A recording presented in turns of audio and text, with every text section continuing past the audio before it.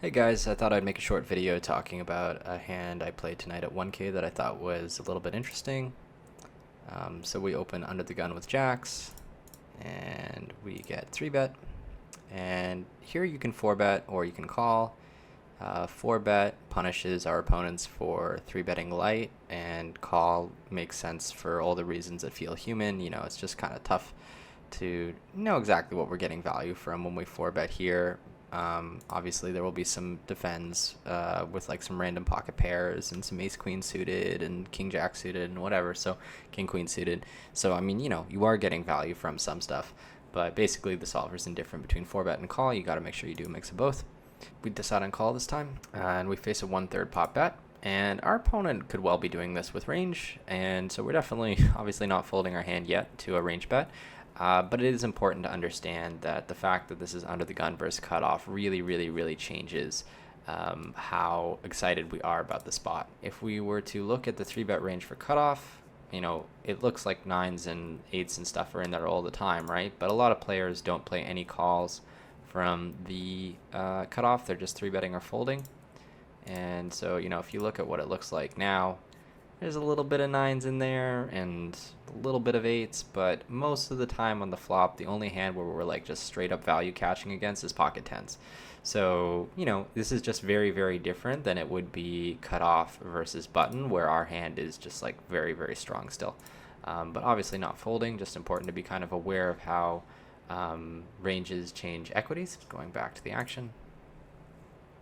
So ignition is a pretty bluff happy meta because you don't get to tag players in the long run, and therefore I was a little bit surprised to see the check on the turn. I mean, I expect them to really blast off here with hands like ace jack of hearts a lot of the time, but maybe they decided to give up, and maybe they checked to protect their equity with a hand like ace queen of spades, ace queen of clubs, although those hands are a little bit weird to check because they can call off, so you're not going to need to check those all of the time.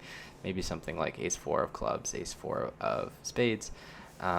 So yeah, so they check back, and their range should contain a little bit of like top pair as well that checks. And on the river, we decide on this really tiny annoying block size, which is something the solver does that is like, you know, obviously it's not printing money because it's a tiny bet, but it's pretty hard to get punished for it because basically like our entire range has showdown value at this point, almost our entire range. The difference between 10% and check is like very minimal.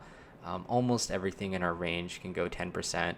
I mean, if it's a bluff, it can go any size it wants. It just needs to match the value.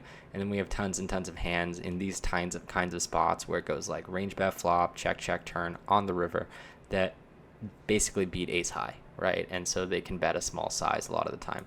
It turns out in this particular spot, the solver can, you know, like it's indifferent between these two sizes, but the hand that really goes for it is queens. So, you know, arguably I made a bit of a mistake there. But this is kind of my idea as I was playing this river. So I went for the small size.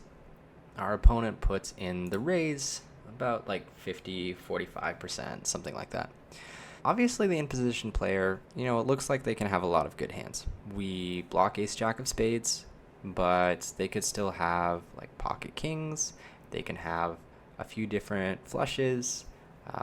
You know, they can't have queen jack of spades, but they can have like ace queen of spades, ace 4 of spades. They can have ace 10 of spades. So there's a few different hands in there that could raise for value. The question becomes, would they raise this size for value with a really strong hand, or would they jam? The preferred size with all of these strong hands is mostly jam, right? If you have ace queen of spades, you're always jamming. If you had ace jack of spades, you're always jamming.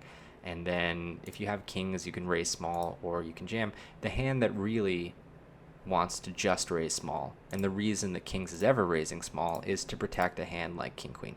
Like king queen really wants to raise a small size here. The question becomes, are they going to ever size down with these stronger hands in order to protect a hand like king queen that really wants to raise small? And I think the answer is probably no, because when you raise small with pocket kings here, you're asking your opponent to 3-bet jam, or like, let's say with like ace queen of spades, right? You're asking your opponent to 3-bet jam a hand worse than this.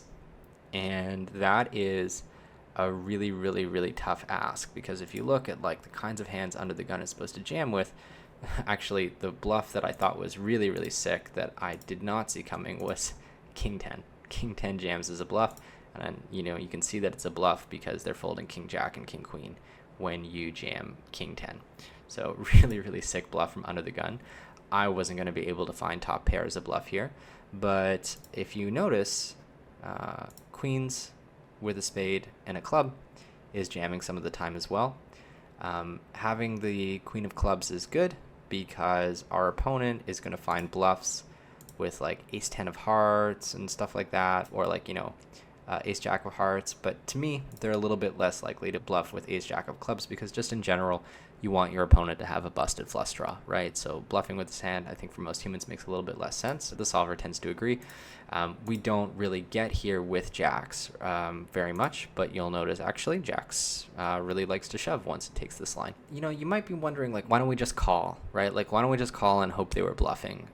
Like, okay, this works against king queen, but like, is it really that good? The thing is that when you're playing really, really strong opponents, they're very savvy about which spots are easy to bluff and overbluffed, and which spots are tough to bluff and underbluffed.